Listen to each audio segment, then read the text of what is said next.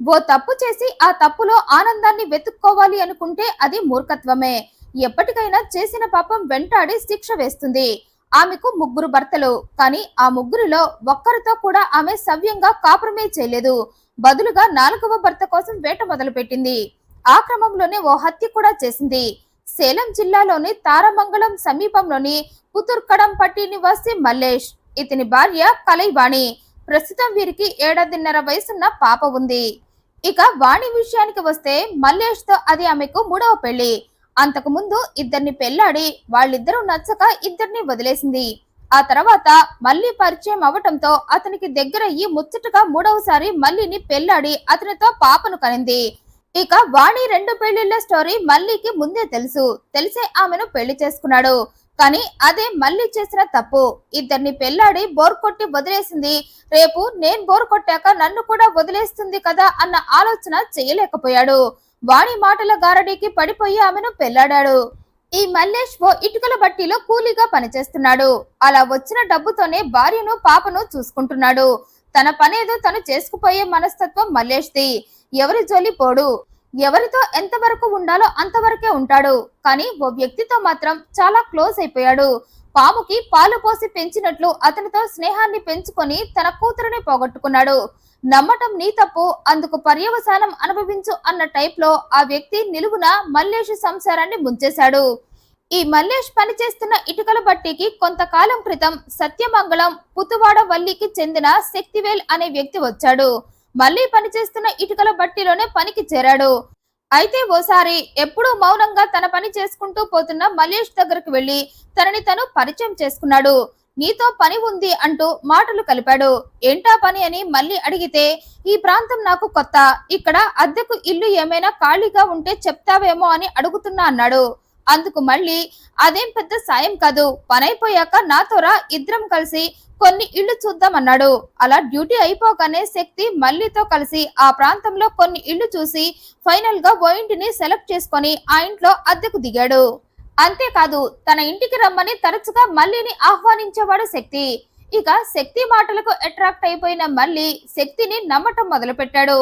ఇద్దరు ఒకే చోట కలిసి పనిచేస్తూ ఉండటంతో వీరి మాటలు స్నేహం దాకా వెళ్ళాయి. దీంతో మళ్ళీ తరచుగా శక్తి ఇంటికి వెళ్లేవాడు. శక్తి కూడా మళ్ళీ ఇంటికి వెళ్లేవాడు. అయితే ఈ క్రమంలోనే మళ్ళీ భార్య కలైవాణిపై మనసు పడ్డాడు ఈ శక్తి. స్నేహానికి ద్రోహం చేస్తూ స్నేహితుడి భార్యపైనే కన్నేశాడు. అంతటితో ఆగాడా అంటే వాణి కూడా తనని ఇష్టపడేలా చేసుకున్నాడు. అప్పటి నుండి ఇద్దరు మల్లిని సైట్ చేసేసి ఏకాంతంగా కలుస్తూ ఉన్నారు. అయితే ఓ రోజు ఈ ఇద్దరు ఇటుకల బట్టీలో పని చేస్తూ ఉండగా శక్తికి వాణి దగ్గర నుండి కాల్ వచ్చింది.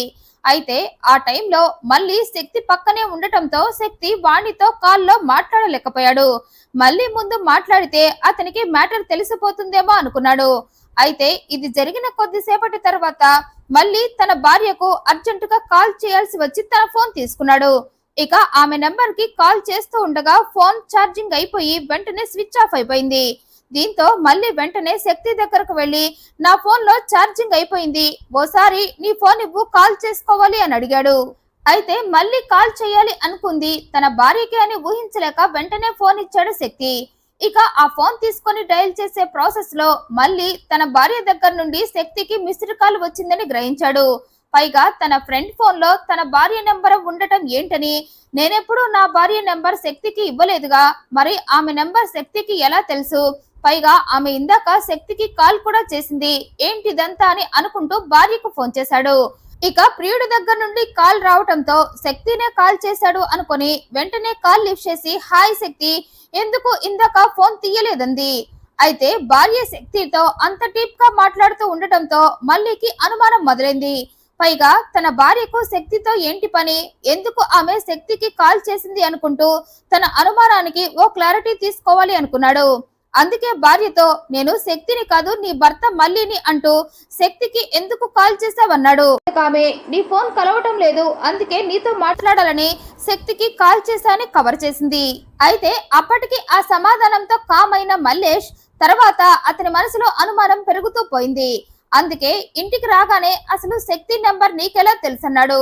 అందుకు వాణి, మన ఇంటికి వచ్చినప్పుడు అతని నెంబర్ తీసుకున్నాలే, నీ ఫోన్ పని చేయకపోతే అతని ఫోన్ కి చేద్దామని ముందు జాగ్రత్తగా తీసుకున్నాని కవర్ చేసింది. కానీ భర్త మల్లేష్ కి ఇదేదో తేడాగా ఉంది అనిపించి అప్పటి నుండి ఈ ఇద్దరిని కనిపెడుతూ ఫైనల్ గా ఈ ఇద్దరి మధ్య వివాహేతర సంబంధం నడుస్తుందని తెలుసుకొని ఇద్దరిని మందలించాడు. అయితే భర్తకు విషయం తెలిసి తనకు ఆంక్షలు పెడుతున్నాడని ఏకంగా పాపను తీసుకొని ప్రియుడింటికి వెళ్లిపోయింది. ప్రియుడితో కలిసి ఉంటూ భర్త తనని ఎక్కడ వెతుక్కుంటూ వస్తాడో అని పాప ప్రియుడితో కలిసి ఓమలూరు సమీపంలోని పుత్తూరు కడంపట్టిలో ఓ ఇంటిని అద్దెకు తీసుకొని ఇద్దరితో అక్కడ ఉంటూ అతన్ని పెళ్లి చేసుకుంది. అంటే అది 4వ పెళ్లి అన్నమాట. అలా ఒకరి తర్వాత మరొకరిని పెళ్లాడుతూ 3 ఊళ్లలో 3 భర్తలను వదిలేసి 4వ పెళ్లి కోసం శక్తితో మరో ఊరుకు పారిపోయింది. అక్కడ ఉంటూ చుట్టుపక్కల వారికి 3వ భర్త మల్లేష్ తో పుట్టిన పాపని తనకి శక్తికి పుట్టిన పాపగా అందరికి చెప్తూ ఉంది. అయితే ఆ విషయం శక్తికి నచ్చలేదు. ఎవడికో పుట్టిన బిడ్డకు తన తండ్రిని అవ్వటం ఏంటి అనుకుంటూ అప్పటి నుండి పాపపై ద్వేషం పెంచుకుంటూ ఆ విషయంపై వాణితో గొడవ పడేవాడు. నేను నిన్ను మాత్రమే యాక్సెప్ట్ చేస్తా, నీ బిడ్డను మాత్రం నా బిడ్డగా యాక్సెప్ట్ చేయను అంటూ పాప తుమ్మినా దగ్గినా ఆ పాపను తిడుతూ కొడుతూ ఉన్నాడు. అంతేకాదు శక్తి వాణితో ఏకాంతంగా గడుపుతూ ఉన్నప్పుడు పాప ఏడుపులు వీరి ఏకాంతాన్ని భంగం చేయటంతో ఇద్దరు పాపపై పగబట్టారు. ఆ క్రమంలోనే ఓ రోజు శక్తి వాణిలిద్దరూ కూర్చొని ఫుల్ గా తాగారు. ఆ తర్వాత ఇద్దరు కలిసి ఉండగా మళ్ళీ పాప ఏడ్చింది. దీంతో ఇద్దరికి పాపపై పట్టరాని కోపం వచ్చింది. అందుకే ఇద్దరు కలిసి పాప తలను గోడకేసి కొట్టారు. దీంతో పాప తల నుండి విపరీతంగా రక్తం కారుతూ ఉంది. పైగా ఆ నొప్పి తట్టుకోలేక పాప ఏడుస్తూ ఉంది. అయినా అవేవి ఈ కామ ప్రేమికులిద్దరూ పట్టించుకోలేదు. ఆ రాత్రంతా పాప తలలో నుండి రక్తం కారుతున్నా ఆమె ఏడుస్తున్నా పట్టించుకోకుండా తమ ఆనందంలో తామున్నారు. ఇక కొంతసేపు ఏడ్చిన పాప తీవ్ర రక్తస్రావం కారణంగా అపస్మారక స్థితిలోకి వెళ్లిపోయింది. దీంతో ఈ ఇద్దరు అప్పుడు అలర్ట్ అయ్యి పాపను తీసుకొని హాస్పిటల్ కు వెళ్లారు. అయితే అక్కడ పాప పరిస్థితి విషమంగా ఉందని అక్కడి డాక్టర్స్ పాపను మెరుగైన వైద్యం కోసం సేలం ప్రభుత్వ ఆసుపత్రికి పంపారు. అయితే అక్కడ చికిత్స ఫలించక పాప చనిపోయింది. దీంతో పాప చనిపోయిన విషయం ఆమె తల్లి వాణికి చెప్పాలని ప్రయత్నించగా వాణి ఆమె భర్త శక్తి ఇద్దరు హాస్పిటల్ నుండి అదృశ్యమయ్యారు. ఇద్దరు పాపను హాస్పిటల్లో వదిలి ఆ వెంటనే ఇద్దరు కలిసి కర్ణాటక పారిపోయారు. దీంతో విషయం పోలీసులకు చెప్పారు అక్కడి డాక్టర్స్. దీంతో ఎంక్వైరీ ప్రారంభించారు పోలీసులు. పాప తలపై బలంగా కొట్టడం వల్లే ఆమె చనిపోయిందని, అందుకు కారణం పరారీలో ఉన్న ఈ వాణి శక్తిలే కారణమని వాళ్ళను వెతుకుతూ ఫైనల్ గా ఇద్దరు కర్ణాటకకు పారిపోయారని తెలిసి ఇద్దరిని పట్టుకున్నారు. ఇక విచారణలో ఇద్దరు తామిద్దరం కలిసే పాప తలను గోడకేసి కొట్టామని, ఆ కారణంగానే పాప చనిపోయిందని ఒప్పుకున్నారు. పాప మా ఇద్దరు ఏకాంతానికి అడ్డొస్తుందన్న కారణంతోనే ఇలా చేశామన్నారు ఇద్దరు. నేరం ఒప్పుకోవటంతో పోలీసులు ఇద్దరిని అరెస్టు చేశారు. తమ సుఖాల కోసం అన్యం పుణ్యం ఎరకని ఓ పసి ప్రాణాన్ని బలి తీసుకున్నారు ఈ కామ పిశాచాలిద్దరు. ఇక తన పాప మరణించిన విషయం తెలిసి మళ్ళీ బోరుమన్నాడు. తనని వదిలి వెళ్లినా పాపను జాగ్రత్తగానే చూసుకుంటుంది అని పొరపాటు పడి చివరికి నా కూతుర్ని పోగొట్టుకున్నా అని విలపించాడు. స్నేహితుడుగా వచ్చి తన భార్యని పెళ్లి చేసుకుని తన సంసారంలో నిప్పులు పోసాడని శక్తిని తిట్టాడు. తన భార్య చేసిన పని గురించి తెలిసి ఆమెను అసహించుకున్నాడు.